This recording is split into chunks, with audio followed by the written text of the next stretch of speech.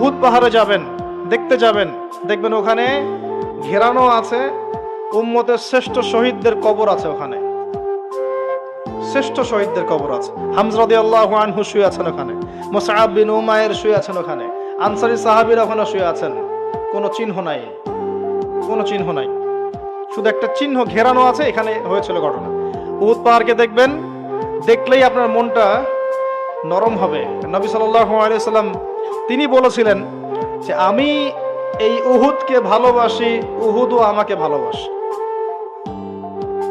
এই উহুদ পাহাড় আমাকে ভালোবাসে, আমিও তাকে ভালোবাসি।